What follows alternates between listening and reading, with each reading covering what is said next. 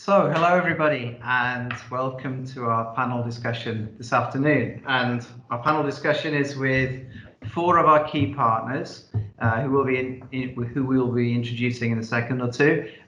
Two partners from the UK and two from here in Thailand. And we're going to be discussing today how the work that you're doing and we're doing in collaboration in the fields of education and the arts make a difference to Thailand and the UK, how we relate together, how we work together, how we cooperate, etc. All with a view to building the sort of long-term connections, understanding and trust between our countries. We'll cover all the three themes of our work, which are in English language, in education, and in the arts. So that's the format. To start off with then, I'd like you to introduce yourselves, and we'll go through it probably in the order on my screen. So Martin, could you go first? Yes, thank you, Andrew. I'm Martin Selby, so I'm Associate Professor at Coventry University. So I've been involved in managing international education. I've also got interests to do with intercultural competence and mobility of students. Yeah. Okay, thank you. Misan, would you like to go next? Okay, thank you. I'm Misan Nunanan. I am a teacher in Thailand. I teach in secondary school in southern Thailand. I have been teaching around like 8 years, and yeah, I'm happy here. Okay. So I had the fortune to visit your school about a couple of years ago, and it's a lovely part of the country down there. Okay, Carol, over to you in Scotland. Hello there, hi there from snowy Scotland. So I'm Carol Sinclair. I'm a professional craftsperson, have been working in ceramics for 30 years, but it's really in my role as chair of Applied Art Scotland and project manager for the projects that we've been doing with the British Council in Thailand for 6 years now, working on professional and creative development. So very fortunate to have worked on quite a few different projects. And we'll hear lots about that later on. So over to you, last but by no means least, Arch, you're from Bangkok. Hi, I'm Arch, and I'm the founder of Social Giver and Wow Chain, which are two social enterprises registered in Thailand and in Singapore. I guess, should I mention briefly what they are, or we'll come on to that a bit later on. You'll have plenty of chance, don't worry. Okay, and yeah, you're also a graduate of Warwick University, if I'm correct. Yes. Yeah. Well, close to Coventry. Maybe. Yes, almost Coventry. But it's called Warwick. Okay, let's begin with English language. And I think as you all and anybody watching knows, English creates opportunity for study, for learning, for people's careers, for travel, for culture, for ideas, but also things through to business, to trade, to relations between countries. So English really is the basis of a lot of the collaboration we're involved in. It's probably fair to say that Thailand, compared to some countries in Southeast Asia, such as Singapore, Hong Kong, has its challenges in English. I'm going to start by asking Misan, as a teacher and a trainer, what is your general opinion on the levels of English in Thailand? As a teacher, I think in the whole picture of all students in Thailand, we think that the level of the student, most of the student is low because we don't use the English in our real life. So like we don't have the opportunity to practice our English. But if we see like in the different schools, I can give you some example of the different school in the city, like cute school and the small school in the rural. The students in the big school may seem to have more opportunity to practice that English, and the level of them is higher than the student from rural school or from the small school, because like they have more opportunity. For example, like they have English program and they have budget, or they have native speaker, they have tourists that they can talk to in the city, and that's why I think it's different between like different schools and different between like student in from areas. Okay. But I mean, you were part of a really big collaboration the British Council did with your Ministry of Education. It was 2.5 Yep. years, big project Yep. called Regional English Training Centres, or boot camp for short. That was about, that was across the whole of Thailand. Can you tell us a little bit about the whole scale of this? How many teachers were involved in it? Which parts of the country? Okay. At first, I joined the original boot camp that on March 2016 in Pattaya, and at that time it's around like 350 teachers were trained about like teaching English there. And after that, the boot camp there in Pattaya was extended into like 15 locations around the country, and I think more than 15,000 teachers joined the boot camp. Like in the boot camp, there is 3-week course that the teacher will learn about the techniques in teaching English. Mm-hmm.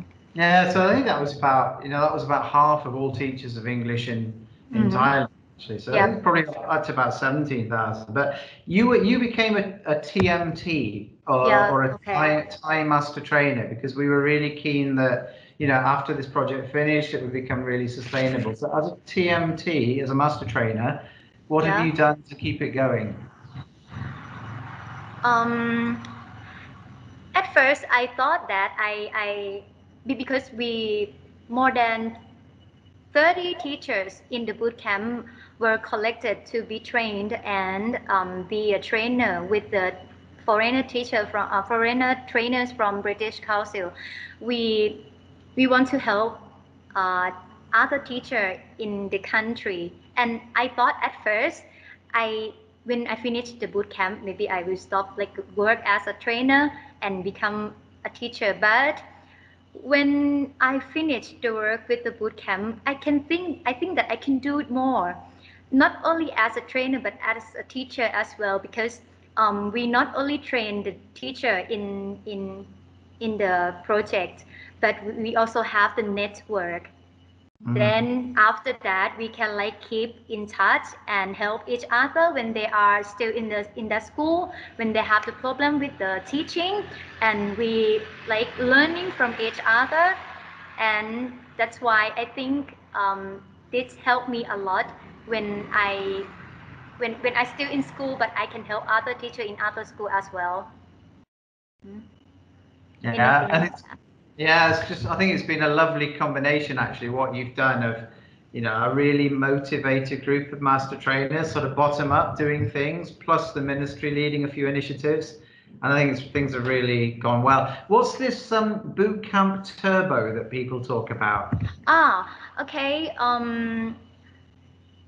Because RETC it's around like two years and a half, but a lot of teachers that didn't join the boot camp in RETC still need to like develop their skill in teaching. So as TMTs, as groups, we thought that we need more like training like boot camp, because before boot camp we have joined a lot of seminar, but some of them didn't work because we just sit down and listen.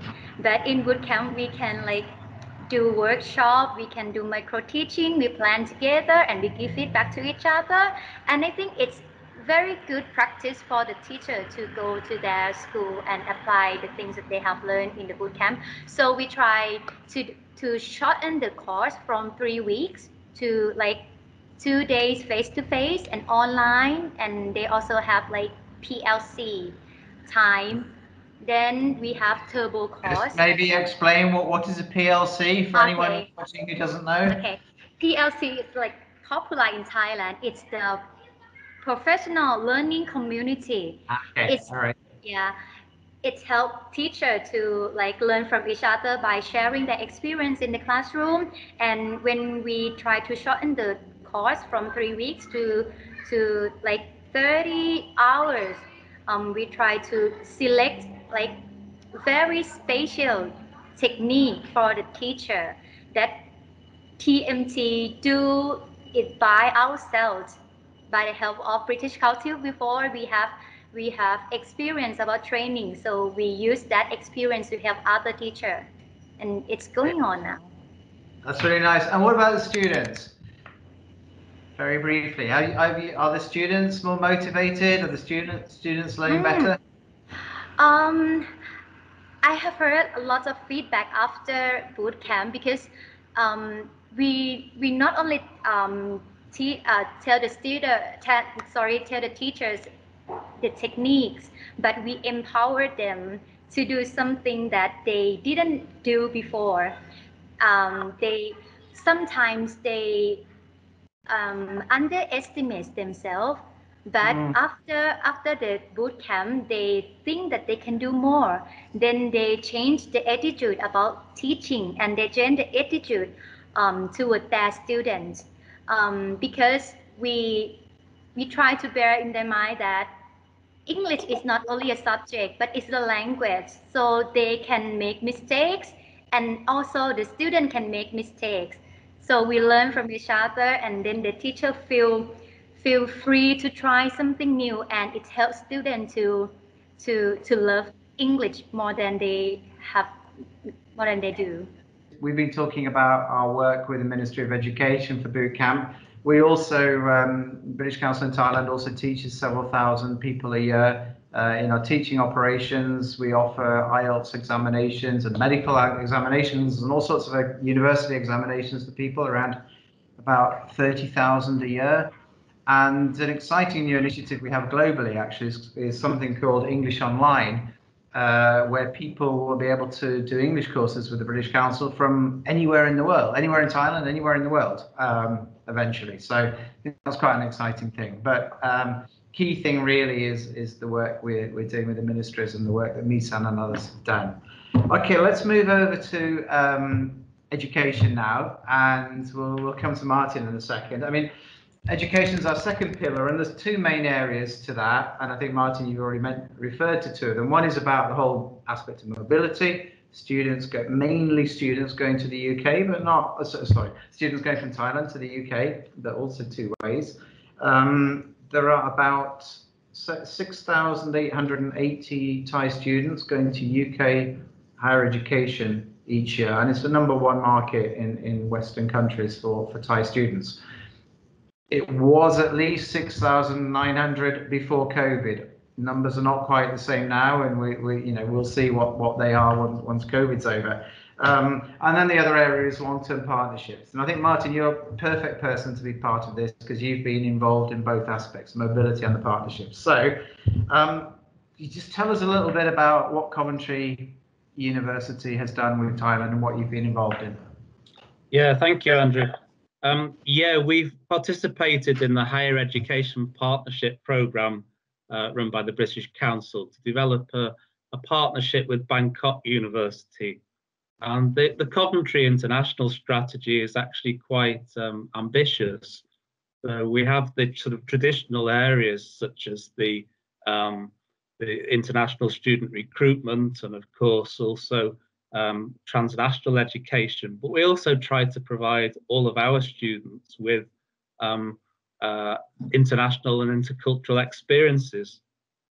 So it's quite an ambitious strategy in many ways.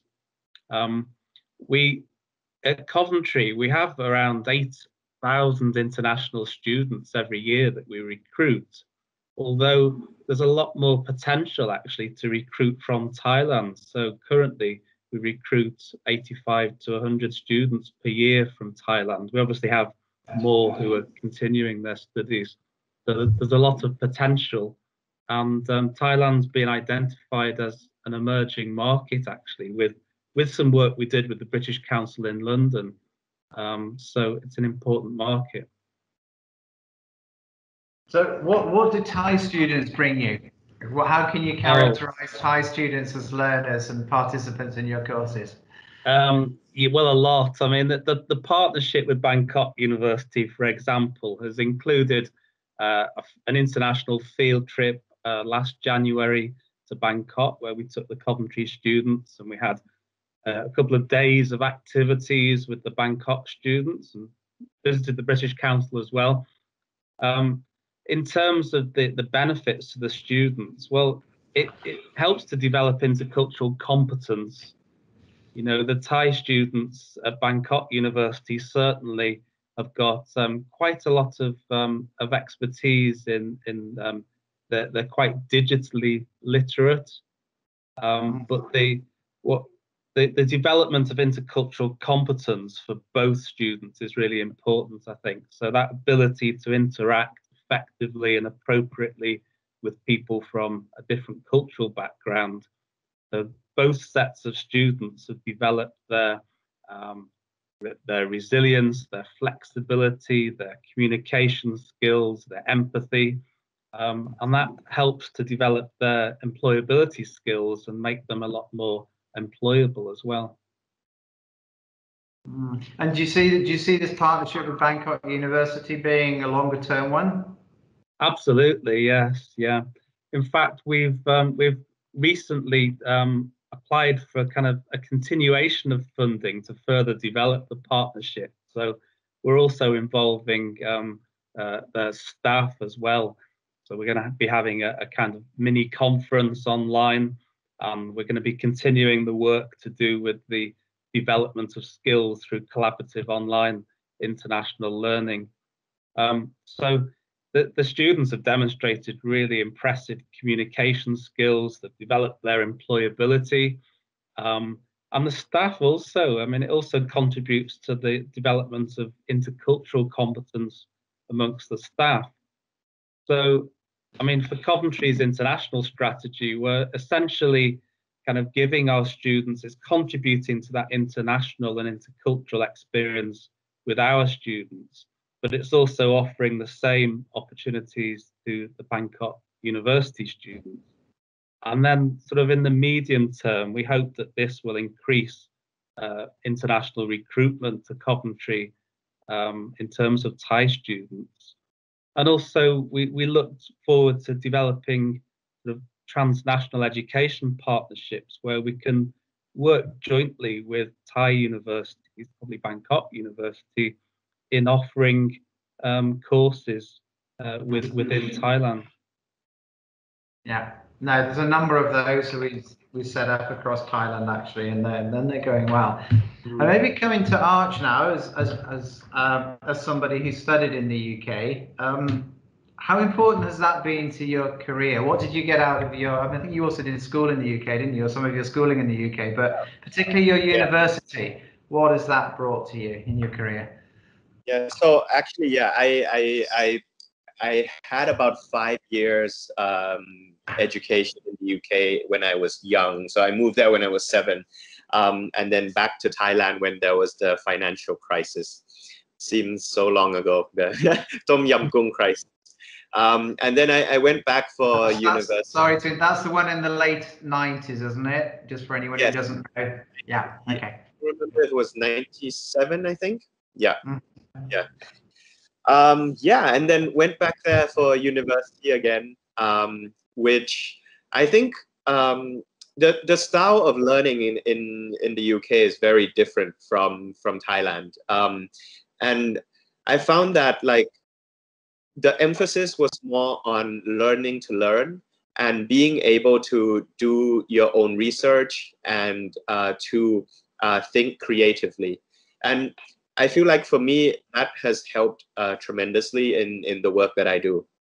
Actually, like I've always wanted to be an entrepreneur. And so I went to Warwick Business School for, so that I can come back and start a business. But while I was there was a few interesting subjects that I learned that really triggered me to think more about, how the world works, the social inequality that exists. So after graduation, I jumped into the nonprofit sector, hoping to make a big difference somehow.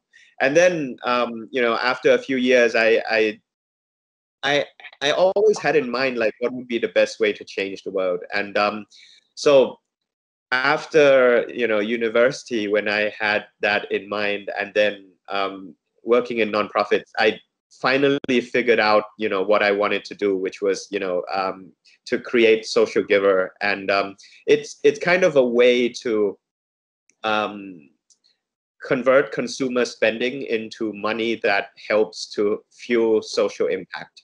And I didn't realize it at the time that the UK was one of the leaders in social entrepreneurship. And I only discovered that when I came back to Thailand and started a social enterprise. And then people would tell me that, like, oh, there's this model in the UK where you run a business with a social mission. And then I was like, what? I've never even so heard. You didn't learn about that in Warwick? No, I didn't. Right. So that was one of the things I felt like I completely missed out on. And then I found out later. And then I started, digging into detail about what a social enterprise is. And that's kind of when I figured out, okay, this is what I want to do. So can you tell us about either Social Giver or Wild Chain? Just tell us briefly what it is, what it does, how it works.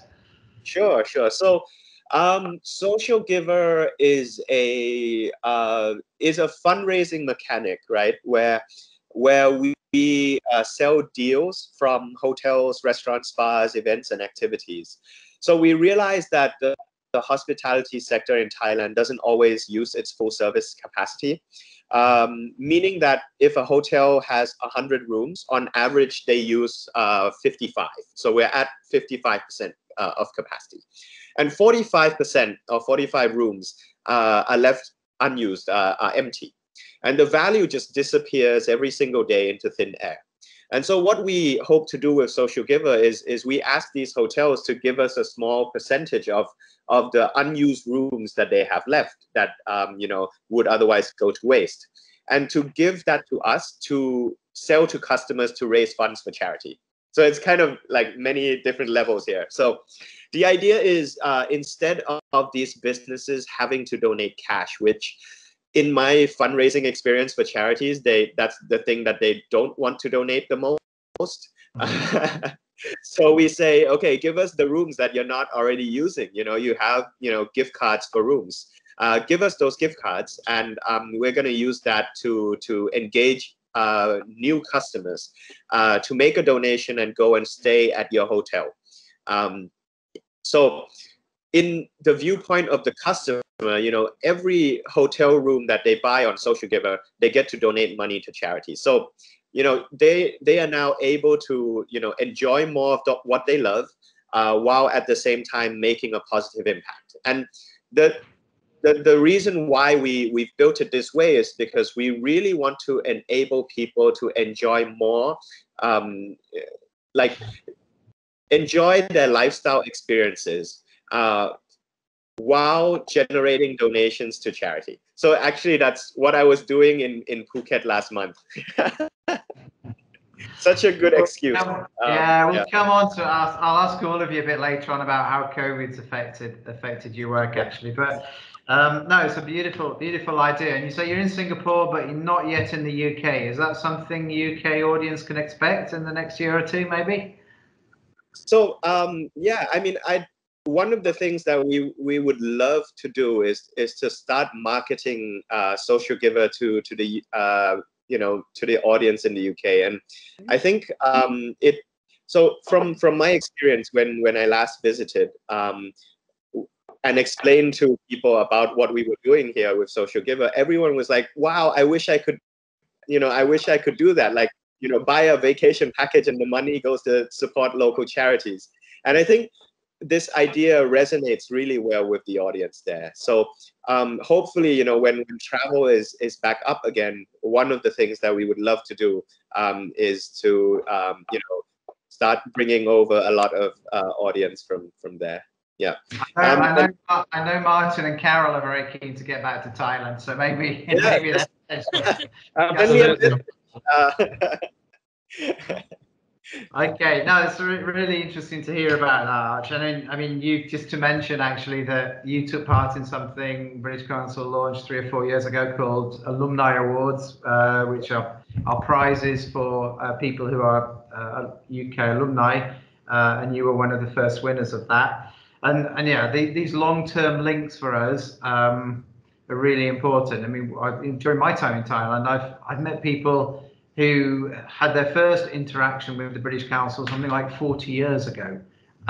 Maybe as a student, someone who got a scholarship from us when they were in their early 20s, and now they're in their 60s and they've got a really senior post in society. But they're people who kept in touch with us for many years. So I hope maybe Arch and Misan, someone's talking to you in 30 years time or something, or 30 or 40 years time.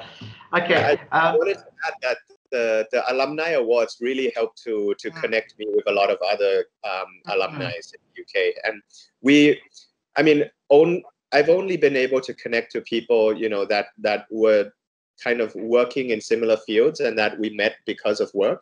But having the awards actually really opened up a lot of new connections for us. Yeah. So thank you for that. Yeah, because they're from all sorts of different fields, actually. Yeah. That's true. Yeah, so just before we move on to Carol, I mean, the partnerships that Martin's talked about, I mean, that's one of, I think, 74 British universities and 39 Thai universities have been involved in partnerships over the last couple of years or so. Some of those are research under the Newton Fund. Some of those are institutional links, like T&E, which you mentioned. And we've also been, we've done a lot on a whole area of popularization of science with the public, competition called FameLab, which many of you will have heard about, which I think we've reached over a quarter of the population of Thailand every single year on social media. So anyway, third pillar, arts and culture. Finally, Carol, thank you for being patient. Thailand and the UK since 1952 have been building cultural connections between artists and institutions. We particularly focus our arts work in Thailand on the two areas of crafts and creative hubs.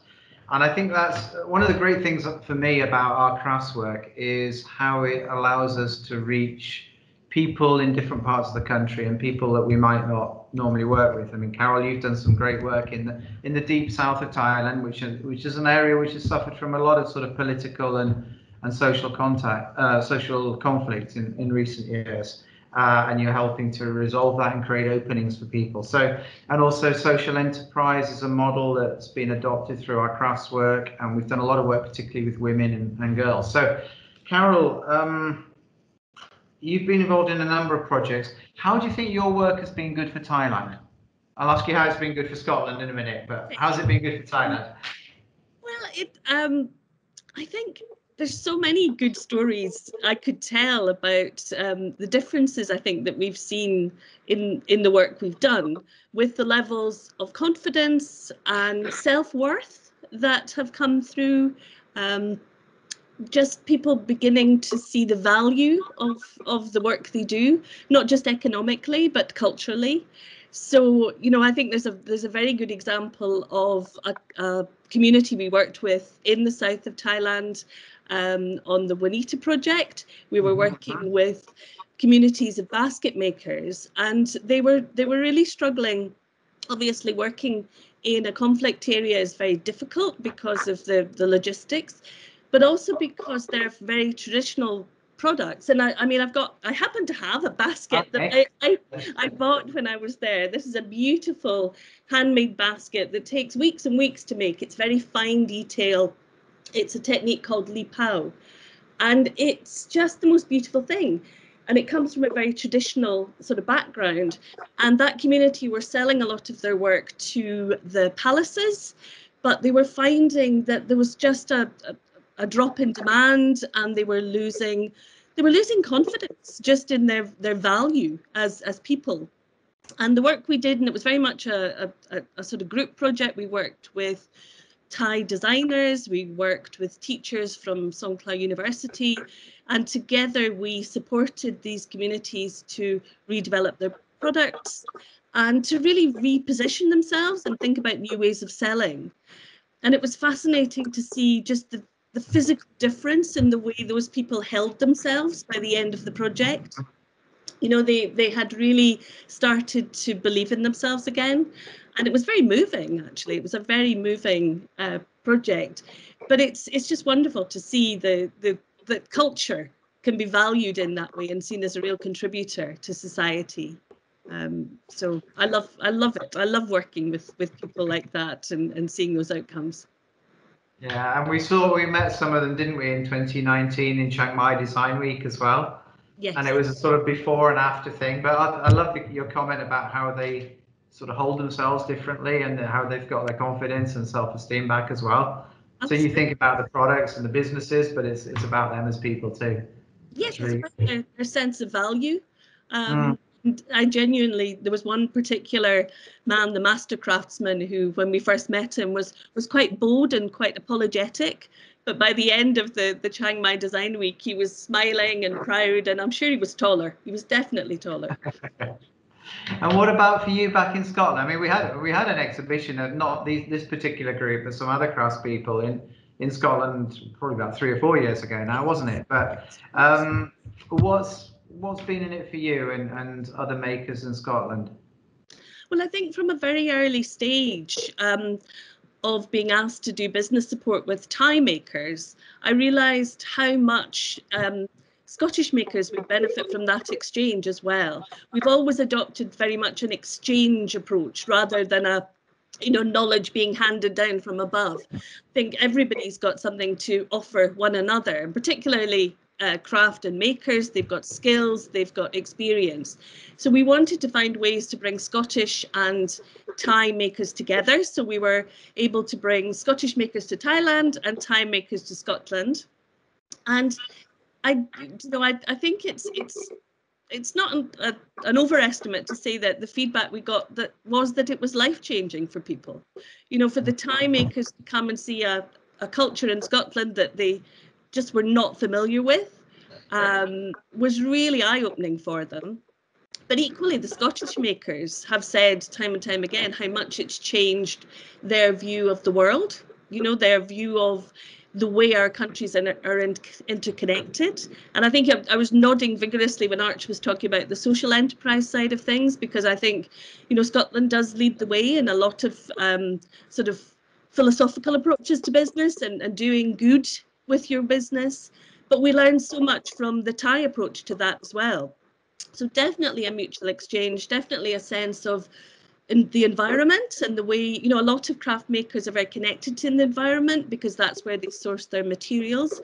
So they're very responsible about the way that they source materials. So having conversations about the connections, the environmental connections between our countries and the need to think together about sustainability was really important for makers. I mean, I personally, I've just gained so much in a new perspective from a different country. It can't be underestimated, actually, the power of that. And I think, Martin referred to that, and I think all of these things are intertwined. Learning language, learning new ways of doing things. The cultural exchange is vital. It's interesting your use of the word life-changing there, because actually for all of you today and the people you work with, you've touched on that with not necessarily using the word, but I mean, Misan, the teachers involved in boot camp, many of their students, it's been life-changing for them. Martin, I'm sure the intercultural competence gained by some of the students. Absolutely. I noticed how both Arch and Carol, well, everyone really has mentioned community of learning. And that's really important. And our students, and I've now got new contacts and new friends in Thailand, and this is continuing. So it's created something really positive. Yeah, and Arch, I mean, it was a life-changing experience for you, and the work you're doing as well. You're making a massive difference to people's lives in Thailand as well. So it's really lovely stories today. Let's just touch briefly, if you have time, on COVID. We all know all the very sad and hard stories about COVID, but has anything come out of it? Anything positive come out of it for you in terms of what you or your institutions have developed from COVID, which you'll then take forward? It's been an absolutely horrendous time, hasn't it? And it's difficult sometimes to think of positives, but then inevitably, you know, the development of communities, or sometimes the strengthening of community spirit, which you see at the local level, well, we also see that kind of at an international and intercultural level as well. So, you know, our students, for example, have been taking part in further COIL projects, so collaborative online international learning. So more of our students have been online working with Thai students, you know, so I think the online opportunities have helped to almost create more sort of learning communities. And at the local level, you know, often we've seen this strengthening of sense of community in terms of people actually helping each other. Mason, how about you?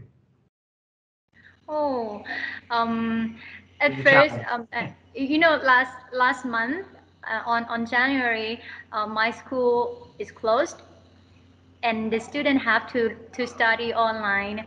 And because my school is in the rural area, and the students also, like, they don't have time on the internet when they are home. So at first I thought that it didn't work to study online, but sometimes I underestimate them as a student, because when I put the content or the lesson online and they try to study by themselves, I really appreciate their attempt to study, because when I get the feedback from the student and they say that I really miss your class, and I think that when they get back to my class, I would like to do something like make them happy to be in the class. And I also forget that maybe it's the time for to help the student learn that they can learn by themselves as well. So not only learn from me, they can learn by themselves, and they can learn anywhere, anytime if they want. So I think it's a positive thing that I found in while COVID situation here. And this is the second day of them to come back to the school, and they still like try to participate or try to take part in the activity in the classroom, and I'm really happy. It's great. It's lovely to hear. Arch, I mean, I saw back in when COVID struck Thailand, was it back in March, well, February, March last year, you also provided a platform for people to donate to some of the charities which were doing sort of food bank type ideas. Do you want to say how you adapted in the last year or so? Yeah, I mean, I think for us, because we were a social enterprise, so our mission has, you know, never been about profit.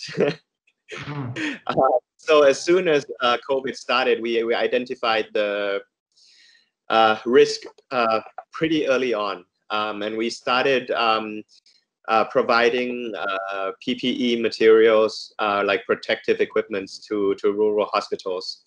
At first, we were afraid that the rural areas would get hit first and harder, and so we actually focused on, you know, fundraising campaigns. And like I mean, ever since like February, we weren't able to sell any deals, right, because of the crisis that were going on. So we pivoted the whole team to fundraising campaigns and creating and running projects to help the hospitals and the local communities. So we kind of acted almost like a charity. Yeah. So no revenue model, like just very donation driven work that we were doing. So we were able to help more than 300 hospitals, and we were supporting over 1 million meals to local communities in Bangkok during and after the shutdown, the first shutdown. So yeah, that it has been an intense year for us. Definitely. Yeah.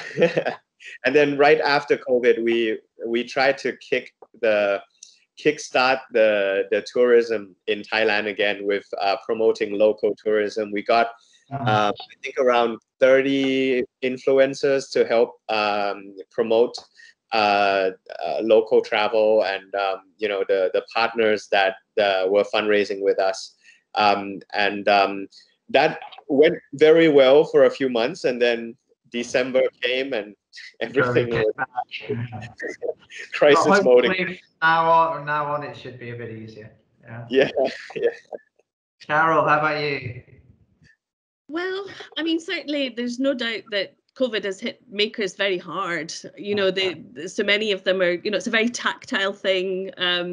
Customers want to see and touch and experience something before they buy it. So there's no doubt it's been difficult for makers all over the world because they often live in quite remote places. But one of the biggest projects actually that we've been doing for the last couple of years, really because of the vision of Jay, your amazing arts manager, was to create a digital toolkit to support makers. So we were already developing a digital method of business training and product development 2 years ago. We launched it in Bangkok, a year and a half ago now. And we're just now in the process of, with more British Council support, rolling the toolkit out to 12 other countries across the world. So, in lots of ways, although makers are a little bit more resistant to the digital, they've actually had to do it. And what and I think, as the other guys have been saying, there's an enormous opportunity, and particularly through the toolkit, to be able to connect people across continents and share experiences. I think that's been really important, building an online community so that people just don't feel isolated. But the toolkit has been, I mean, we couldn't have imagined, when we started working on it, how important it would be now. But it's a vital tool to get in touch with people who you can't meet, and they might be just down the road, or they might be across the world, so yes, so we feel there are some benefits that have come from it in building new ways of working. And what about you? Because you're COVID must make life very difficult for British Council generally, because I mean, you guys are all about bringing people together. Exactly. I mean, although COVID hasn't been as bad in Thailand as in many parts of the world, I mean, certainly not as bad as in the UK.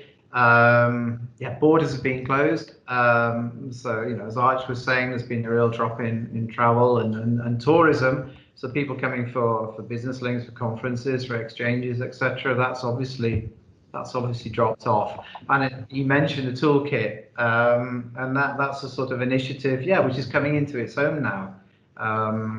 That there will always, I think there'll always be a place for face-to-face exchange, but probably never to the degree that it was before. And I think as more and more people are becoming aware of the environmental cost of flying people all over the world all the time as well, so there's that aspect. I think for us, I mean, leaving aside any kind of commercial challenges which all organizations have had, I mean, I've been really gratified to see how so many of my colleagues have responded in such a positive way, really with lots of uncertainty going on in the world, in the organization, in the world around them, but really working with a lot of resilience, a lot of flexibility, adapting new ways of working. Some of the team leads really looking after their colleagues, making sure everyone's connected, feeling good. So not just talking about the work stuff, but just continuing to connect people internally. That's been good. And then the innovation, the crafts toolkit. So that's a positive, and I think it's something we'll take forward. So yeah.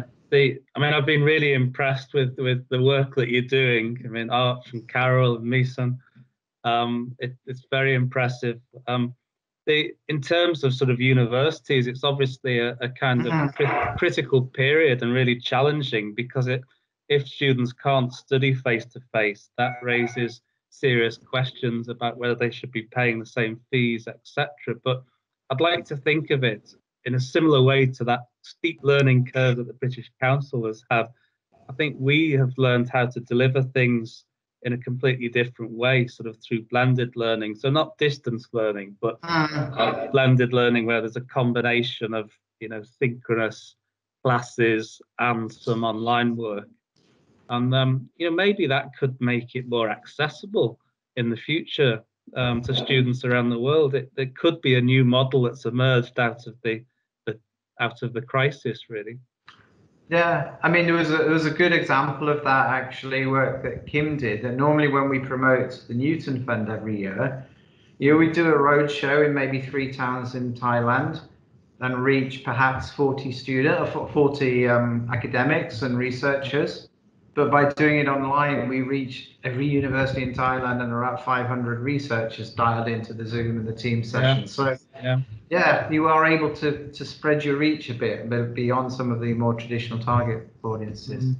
Yeah. So yeah, I'm getting indications that time is up. So I don't know, any final comments, or should we wrap? Anything else you'd like to share, or should we wrap up now? Just that I wish my colleagues well in their endeavours. They're very impressive. And likewise, Martin. There's such inspiring work going on, and it's fantastic that the British Council are in there helping and supporting us. So thank you for making the projects happen. Okay, well, thank you, Misa, thank you, Arch, thank you, Carol, thank you, Martin, and thank you, colleagues in the background as well. So we're going to wrap up the recording now. We can stay online a minute or two if you want, but we'll switch the recording off. Okay, thank you. Bye bye, everyone.